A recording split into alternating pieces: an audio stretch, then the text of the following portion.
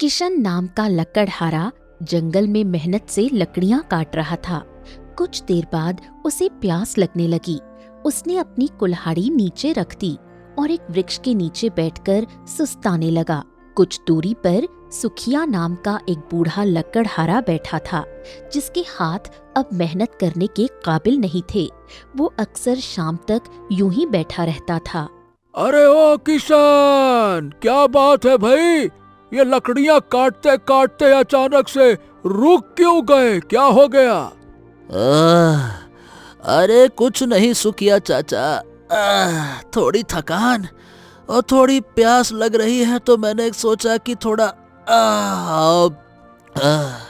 अरे धत तेरे की, आजकल के जमाने में ये नौजवान मच्छर की तरह कमजोर हो गए हैं।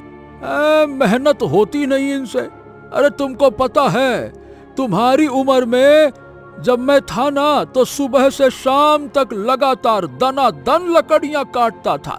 बीच में कुल्हाड़ी रुक जाए ऐसा हो ही नहीं सकता था। और फिर सीधा घर जाकर पानी पीता था। नहीं तो तुम आजकल के नौजवान थोड़ी सी मेहनत क्या कर लेते हो? थकान लग रही है, प्यास लग रही है, भूख लग रही है, नहीं तो।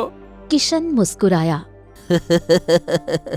अच्छा ठीक है चाचा, मैं अभी जाता हूँ, आप चिंता मत करो। इतना कहकर किशन जंगल की गहराई की ओर चला गया। जंगल में हम चले लकड़ियाँ काटने। तालाब जंगल की गहराई में स्थित था। किशन तालाब के पास पहुंचा और पानी पीने लगा।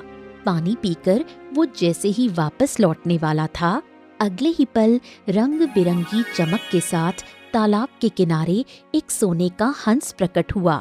हंस आश्चर्य से इधर उधर देखने लगा। सोने का हंस देखकर किशन के मन में लालच जाग उठा। अरे वाह वाह वाह, ये तो सोने का हंस है। अचानक कहाँ से प्रकट हो गया? खैर, मुझे क्या करना है? अगर मैं इसे पकड़ लूं और इसको बेच दूं, फिर तो मेरे पास बहुत सारा धन आ जाएगा और मेरी गरीबी भी खत्म हो जाएगी। किशन जैसे ही हंस की ओर झपटा, तभी हंस मनुष्य की आवाज में बोल पड़ा। रुक जाओ, मेरे शरीर को छूना मत मनुष्य, अन्यथा तुम्हें इसके बुरे परिणाम भुगतने पड़ेंगे। मैं तुम्हें चेतावनी देता हूँ, लालच मत करो। लालच का परिणाम बहुत भयानक होता है। मनुष्य की आवाज सुनकर किशन चौंक गया। पहले तो सोचा था कि तुझे अच्छी खासी कीमत पर बेचूंगा, लेकिन अब तो लगता है कि तुझे मुंह मांगी कीमत पर बेचूंगा। लोग तेरे ऊपर पैसा लुटाने को तैयार हो जाएंगे। क्यों? क्योंकि तू मनुष्य की आवाज में बोलता है, यानी कि तू मायावी हंस है। अरे तुझे तो कोई भी राजा खरीदने को तैयार हो जाएगा। आजा बेटा, आजा मेरे पास आजा। किशन ने जैसे ही सोने के हंस को छुआ, अगले ही पल रंग बिरंगी चमक के साथ वो पत्थर में बदल गया। ये देखकर सोने के हंस की आंखों में आंसू आ गए। हाँ, मैंने चेतावनी दी थी, फिर भी इसने लालच नहीं छोड़ा। शाम हो गई, लेकिन किशन घर वापस नहीं आया। उसकी पत्नी आरती चिंतित हो गई। जंगल के सारे लकड़हारे अपने अपने घर लौट आए हैं, लेकिन मेरे पति क्यों नहीं आए? आरती का मन अनहोनी की आकांक्षाओं से कांपने लगा। वो पूरी रात दरवाजे पर खड़ी अपने पति का इंतजार करती रही, लेकिन किशन नहीं लौटा। अगली सुबह आरती गांव के मुखिया के पास पहुंची। मुखिया जी, मेरे पति कल से घर वापस नहीं लौटे हैं। ये क्या बात कर रही हो बहन? क्या किशन घर नहीं लौटा? नहीं, मेरा मन अनहोनी की आशंका से कांप रहा है। कृपया किसी तरह मेरे पति को ढूंढवाइए। मुखिया गहरी चिंता में डूब गया। ठीक है, तुम चिंता मत करो, मैं कुछ करता हूँ। मुखिया उन लकड़हारों के पास गया जो जंगल जाने की तैयारी कर रहे थे। अरे भाई, किशन की पत्नी का कहना है कि वो कल से घर नहीं लौटा। तुम सब लकड़ियां काटने के बाद जंगल में उसकी खोजबीन करना। मुझे डर है कि कहीं वो किसी जंगली जानवर का शिकार न बन गया हो। सारे लकड़हारे गंभीर हो गए और हामी भरते हुए जंगल की ओर चले गए। लकड़ियां काटने के बाद एक लकड़हारा किशन को ढूंढने लगा। सुखिया आज फिर वृक्ष के नीचे बैठा था। अरे क्या हुआ भाई, आज सब लकड़ियां काट कर किसी को ढूंढ रहे हैं क्या? क्या बात है? हाँ चाचा, वो क्या है कि किशन कल से घर ही नहीं आया है। उसकी पत्नी बहुत ही परेशान है। मुखिया जी ने हम सबको कहा है कि ढूंढो भाई, ढूंढ रहे हैं, पता नहीं कहाँ चला गया। ये सुनकर सुखिया चौंक गया और गहरी सोच में डूब गया। हाँ हाँ हाँ हाँ, अरे अब मुझे याद आया। किशन कल मेरे सामने ही लकड़ियां काट रहा था, फिर उसे प्यास लगी और वो पानी पीने के लिए जंगल की गहराई में चला गया। मैं शाम तक यही बैठा रहा, लेकिन किशन वापस नहीं आया। मुझे लगा कि शायद उसे कहीं और अच्छी लकड़ी मिल गई होगी। ये सुनकर लकड़हारा चौंक गया और तुरंत जंगल की गहराई की ओर बढ़ गया। लकड़हारा तालाब के किनारे पहुंचा। उसने देखा कि किशन पत्थर का बना हुआ खड़ा था। ये दृश्य देखकर वो डर गया। अरे हे भगवान, ये कैसे हुआ? ये किशन पत्थर का कैसे बन गया? उसी पल लकड़हारे की नजर सोने के हंस पर पड़ी, जो उसे ही देख रहा था। सोने के हंस को देखते ही वो किशन को भूल गया। उसकी आंखों में लालच की परछाइयां तैरने लगीं। आहा, ये तो सोने का हंस है। आहा, अगर मैं इसे पकड़कर बाजार में बेच दूं, फिर तो बहुत सारा धन मिल जाएगा। मैं मुखिया जी से भी अमीर हो जाऊंगा। आजा आजा आजा, रुक जा। अरे सुन तो।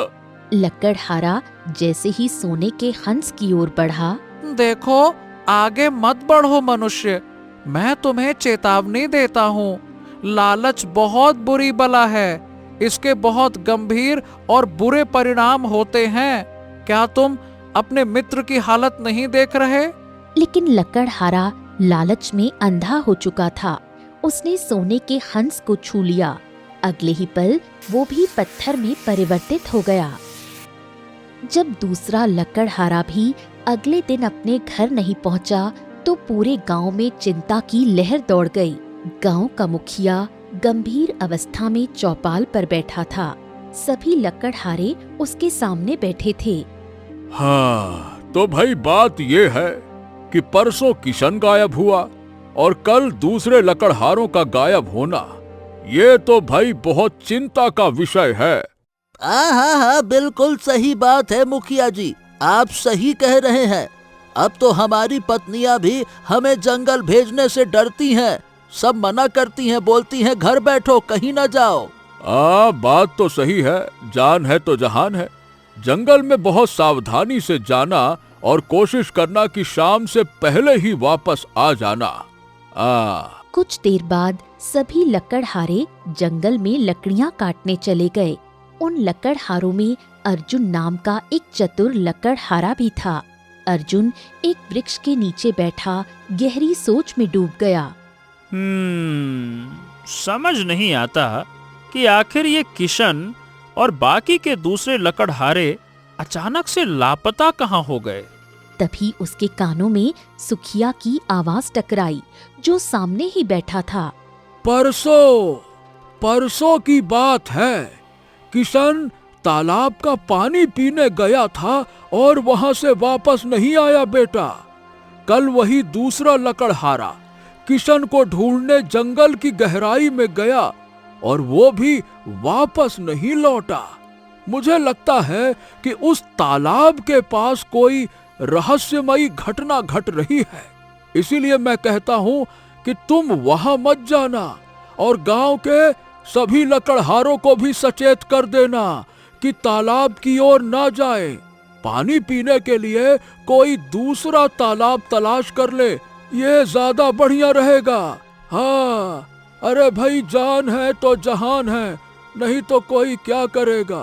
हाँ नहीं तो। ये कहकर सुखिया जो बूढ़ा हो चुका था लड़खड़ाता हुआ वहां से चला गया। अर्जुन गहरी सोच में डूब गया। वो उठकर खड़ा हुआ। इसका मतलब सुखिया चाचा ने किशन और दूसरे लकड़हारों को जंगल की गहराई में जाते देखा था। चलो, मुझे भी वहां जाकर देखना चाहिए कि आखिर ऐसा है क्या वहां पर। इतना कहकर अर्जुन जंगल की गहराई की ओर चला गया। जैसे ही अर्जुन की नजर किशन और दूसरे लकड़हारे पर पड़ी, वो चौंक गया। हैं? ये क्या? ये दोनों पत्थर के कैसे बन गए? बाप रे बाप! तभी उसकी नजर सोने के हंस पर पड़ी। अरे ये क्या? ये तो सोने का हंस है। अरे बाप रे बाप! ऐसा हंस तो मैंने जीवन में कभी नहीं देखा। अब समझ आया। मुझे लगता है कि इन दोनों को पत्थर बनाने में जरूर इसी का हाथ है। सोने का हंस मनुष्य की भाषा में बोल पड़ा। तुम्हारी आंखों में लालच नहीं नजर आया? ये सुनकर अर्जुन और भी चौंक गया। बाप रे! सोने का हंस होने के साथ साथ तुम मायावी भी हो। मतलब तुम बोल लेते हो। वाह वाह वाह वाह! अब मुझे पूरा विश्वास है कि किशन और इस लकड़हारे को तुमने ही पत्थर बनाया है। तुम कोई साधारण हंस नहीं हो। बताओ, साफ साफ बताओ कि तुमने ऐसा क्यों किया। बोलो।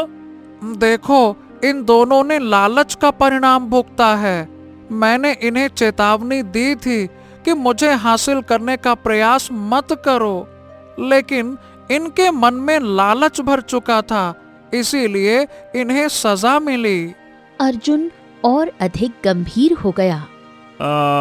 ये बताओ, आखिर तुम हो कौन? हाँ, बस यही तो मैं चाहकर भी नहीं बता सकता। अगर मैंने अपनी सच्चाई बता दी तो मैं जलकर राख हो जाऊंगा। मेरा अस्तित्व ही समाप्त हो जाएगा। इसीलिए बस इतना जान लो कि मैं श्रापित हूँ। जो भी मनुष्य लालच की नियत से मुझे छुएगा, वो उसी क्षण पत्थर का बन जाएगा। ये सुनकर अर्जुन क्रोधित हो गया। अरे तो फिर इस तरह तुम्हारा जंगल में रहना, ये तो मनुष्यों के लिए बड़ी खतरनाक बात है। मतलब मनुष्य का तो स्वभाव ही है लालच करना। उसे तो कहीं एक छोटा सा सिक्का भी दिख जाए सड़क पर पड़ा हुआ तो वो दौड़ा दौड़ा चला आता है उठाने। फिर तुम तो सोने का हंस हो। हाँ, तुम्हें तो कोई भी देखकर लालच कर सकता है। ऐसे में तो सब पत्थर बन जाएंगे। ये क्या बात हुई? जितनी चिंता तुम्हें हो रही है ना, सही बताऊं, उससे कहीं ज्यादा चिंता मुझे भी है। अर्जुन गहरी सोच में डूब गया। ओ, ये बताओ, क्या तुम्हें अपने श्राप से मुक्ति का कोई रास्ता पता है क्या? हाँ, मैं अपनी मुक्ति का रास्ता बता सकता हूँ, लेकिन सीधे नहीं। अगर मैं पूरी बात कह दूंगा तो जलकर राख हो जाऊंगा। मैं तुम्हें एक पहेली दूंगा, तुम्हें उस पहेली को सुलझाना होगा। अर्जुन कुछ देर सोचता रहा। ओ, ठीक है, तुम अपनी पहेली बताओ। मैं हर हाल में उसका हल निकालूंगा और तुम्हें श्राप से मुक्त करूंगा। देखो, मैं नहीं चाहता कि किशन और ये लकड़हारा हमेशा के लिए पत्थर बने रहें। मतलब इनका भी परिवार है, बच्चे हैं, बेचारे वो क्या करेंगे? हाँ, तो मेरी पहेली सुनो। खंडहर में खड़ी है एक मौन दीवार। पूर्णिमा की रात जब चमके हर पत्थर अंगार, चमक से प्रकट होता है रहस्यमयी द्वार। उस द्वार के भीतर है दूसरी दुनिया का संसार। पर हाँ, चील की चीख में छुपा है उसका राज। चील की चीख जब थम जाए, समझ लेना उसी खामोशी में उसका अंत सोया है। ये सुनकर अर्जुन चौंक गया। ये क्या पहेली है भाई? पूर्णिमा, चील की चीख, खामोशी, गजब विचित्र पहेली है।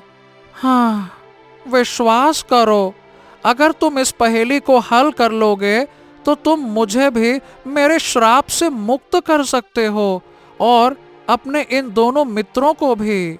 अर्जुन काफी देर तक वहीं खड़ा रहा। वो गहरी सोच में डूबा रहा, फिर चुपचाप अपने घर की ओर लौट आया। अर्जुन के चेहरे पर चिंता की लकीरें साफ दिखाई दे रही थीं।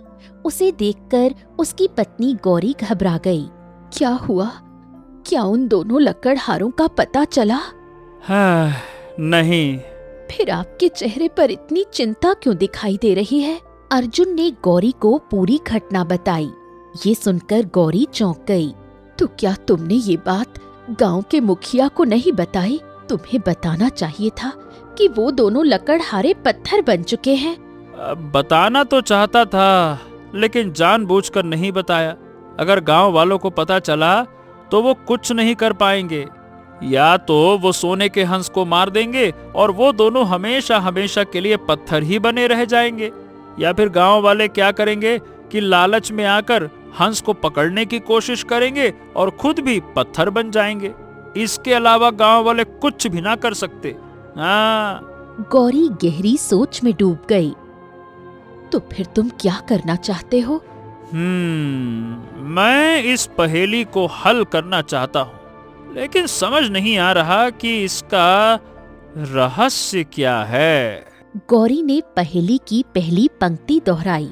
खंडहर में खड़ी है एक मौन दीवार, पूर्णिमा की रात जब चमके हर पत्थर अंगार। गौरी कुछ पल रुकी। मुझे तो इतना ही समझ आ रहा है कि इस पहेली में जंगल के किसी खंडहर की ओर इशारा किया गया है। शायद पूर्णिमा की रात वहाँ कुछ विशेष होता है। ये सुनते ही अर्जुन चौंक गया। उसकी आंखों में चमक आ गई। ये बात तुमने बिल्कुल ठीक कही। सही कह रही हो। तुमने मुझे शुरुआत का रास्ता दिखा दिया गौरी। वाह, शाबाश। मुझे जंगल में उस खंडहर को तलाशना चाहिए, और आज संयोग से पूर्णिमा की रात है। अकेले मत जाइए, गांव के किसी व्यक्ति को साथ ले जाइए। अरे डरो नहीं, मुझे कुछ नहीं होगा। मैं गांव वालों की तरह नहीं हूँ, चिंता ना करो। इतना कहकर अर्जुन जंगल की ओर निकल पड़ा। अर्जुन पागलों की तरह जंगल में खंडहर को तलाशने लगा। शाम तक वो भटकता रहा। तभी बहुत दूर उसे एक टूटा हुआ खंडहर दिखाई दिया। अर्जुन की आंखों में चमक आ गई। वो दौड़ता हुआ उस खंडहर के अंदर चला गया। खंडहर के अंदर एक अजीब सा सन्नाटा पसरा हुआ था। धीरे धीरे रात हो गई। तभी पूर्णिमा की रोशनी में उसकी नजर एक दीवार पर पड़ी। वो दीवार अंगारों की तरह चमक रही थी। उसी चमक के बीच एक बड़ा और रहस्यमय गोल द्वार दिखाई दे रहा था, जिसके भीतर से ठंडी हवा बाहर आ रही थी। क्या कहा था उसने? चमक से प्रकट होता है रहस्यमयी द्वार, और उस द्वार के भीतर है दुनिया का दूसरा संसार। अर्जुन समझ गया कि पहेली उसी दीवार की ओर इशारा कर रही थी।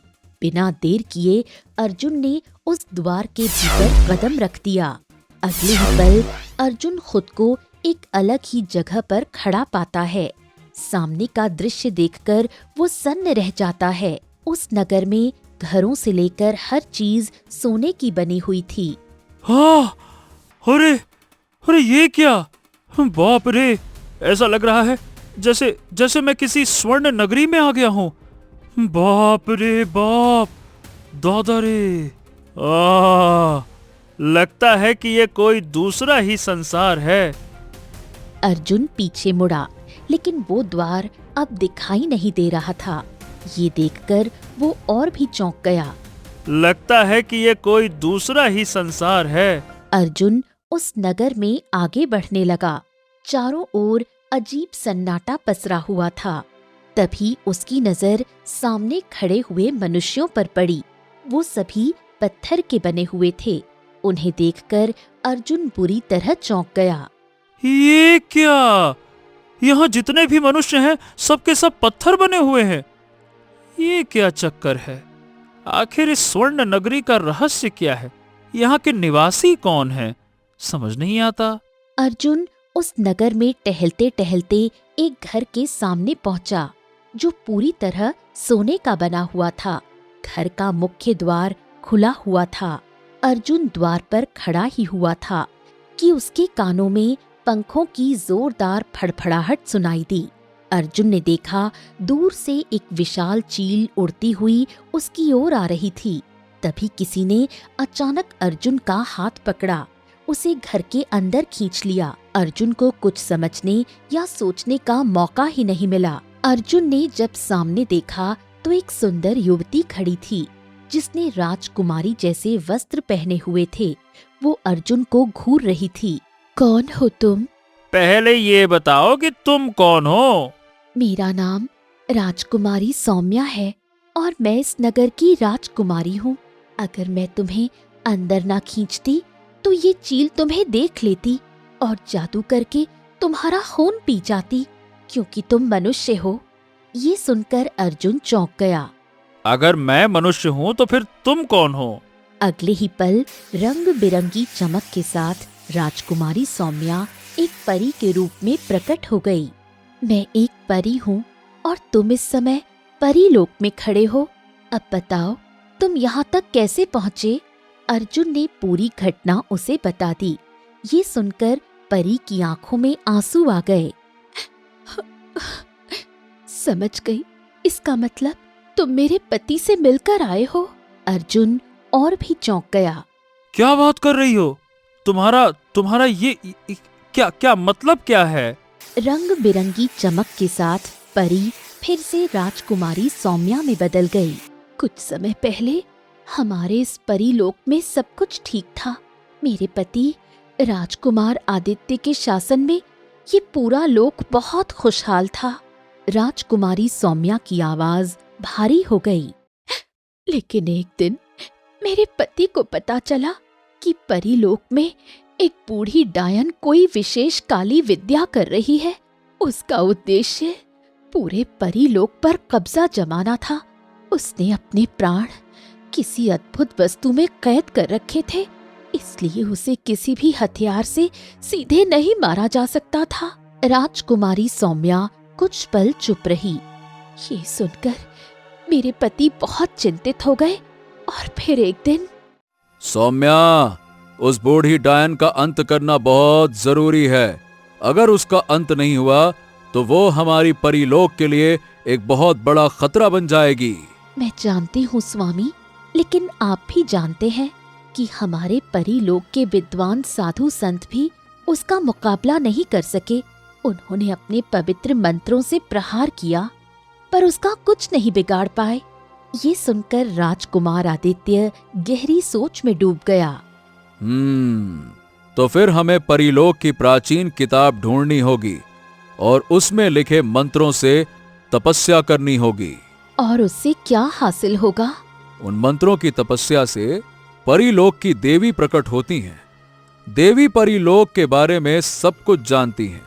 हम उनसे ये जानेंगे कि उस काली डायन ने अपने प्राण किस में कैद किए हैं। राजकुमारी सौम्या चौंक गई। लेकिन सुना है कि उस किताब के मंत्र बहुत पवित्र हैं और जो सिद्धि आप करना चाहते हैं वो आसान नहीं है। जानता हूँ सौम्या, लेकिन मैं उस डायन का अंत करके रहूंगा। मैं नहीं चाहता कि वो परीलोक पर शासन करके हमारी प्रजा को नुकसान पहुंचाए। इतना कहकर राजकुमार आदित्य एक विशेष कक्ष में पहुंचा। उसने एक विशाल प्राचीन किताब खोली और पवित्र मंत्रों का जाप शुरू कर दिया। कई दिनों तक राजकुमार आदित्य भूखा प्यासा तपस्या करता रहा। एक दिन जब वो मंत्र जाप में लीन था, तभी रंग बिरंगी रोशनी के साथ एक अत्यंत सुंदर स्त्री प्रकट हुई, जिसके पंख सुनहरे रंग के थे। परीलोक के राजकुमार, अपनी आंखें खोलो। मैं तुम्हारी तपस्या से प्रसन्न हूँ। बताओ, तुम्हारी क्या इच्छा है? राजकुमार आदित्य ने आंखें खोली। परीलोक की देवी, मेरा प्रणाम स्वीकार करें। देवी, मुझे केवल उस काली जादूगरनी के बारे में जानना है। मैं ये जानना चाहता हूं कि उसने अपने प्राण किसमें कैद कर रखे हैं। परी लोक की देवी गंभीर हो गई।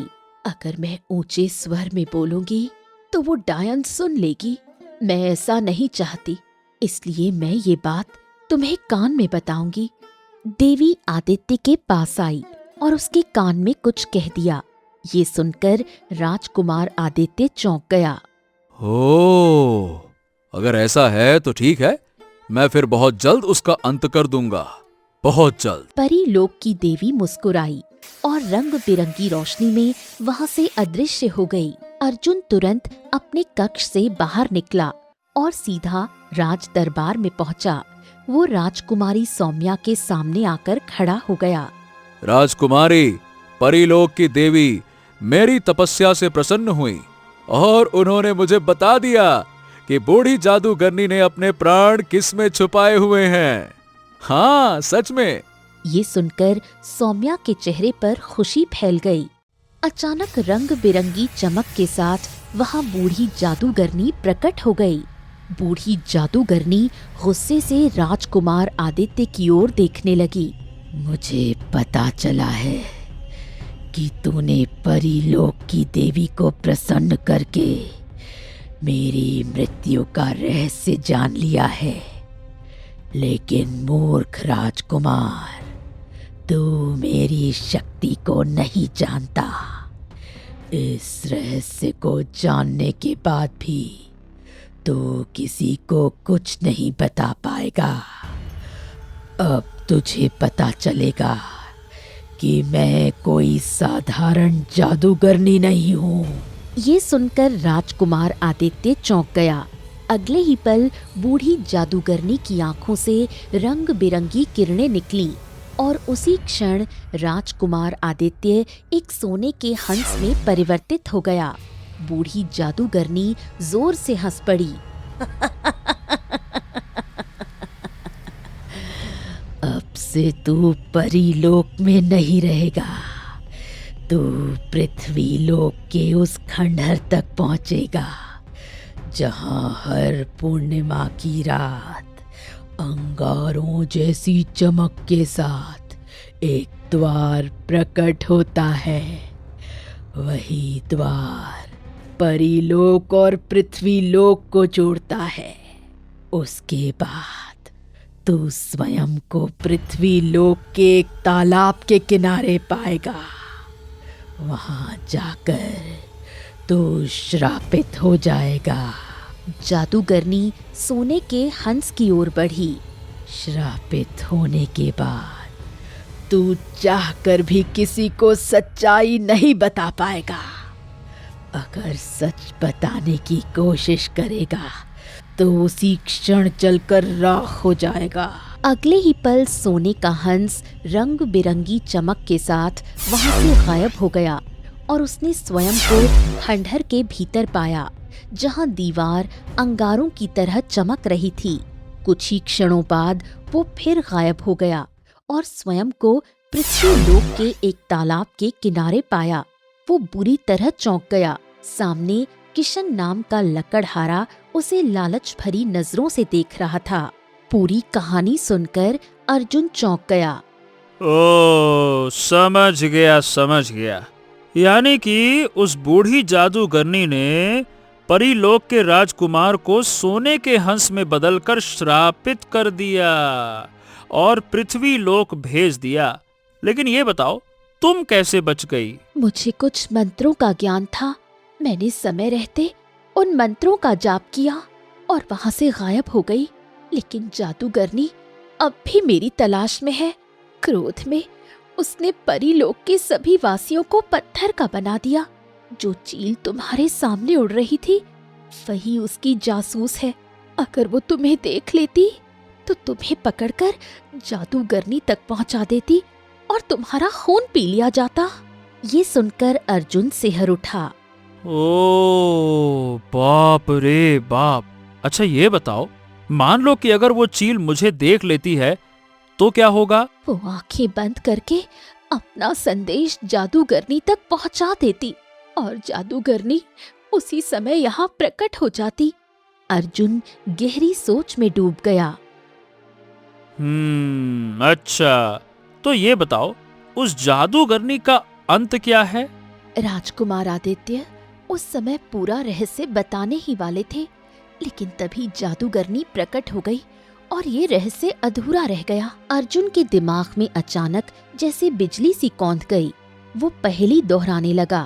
खंडहर में खड़ी है एक मौन दीवार, पूर्णिमा की रात जब चमके हर पत्थर अंगार, चमक से प्रकट होता है एक रहस्यमयी द्वार, और उस द्वार के भीतर है दूसरी दुनिया का संसार, पर चील की चीख में छुपा है उसका राज।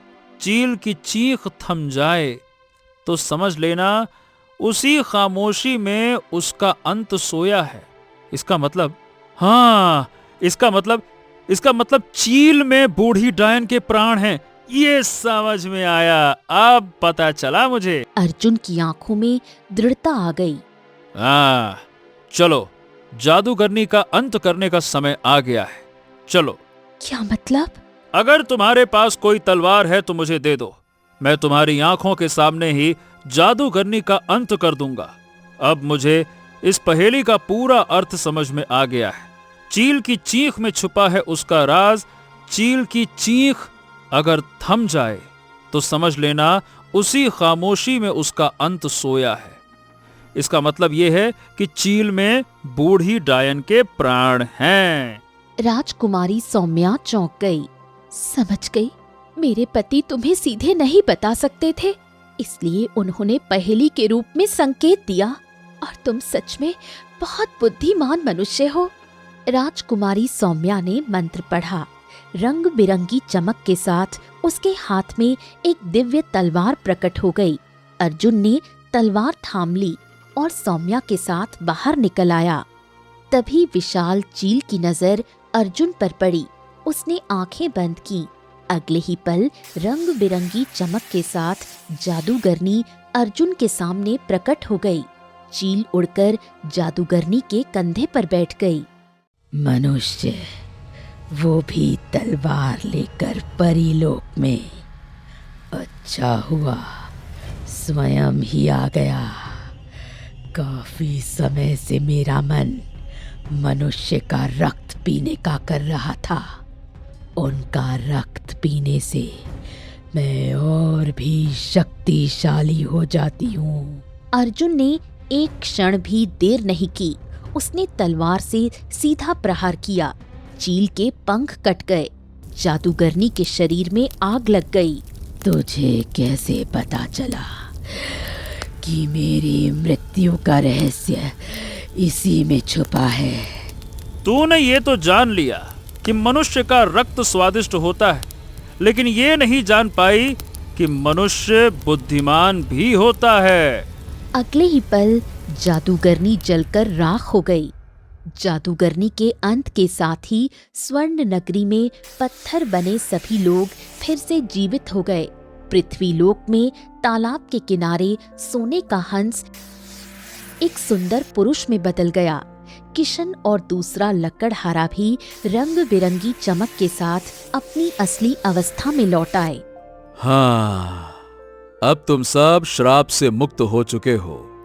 जाओ, अपने अपने घर जाओ और अब कभी भी लालच मत करना।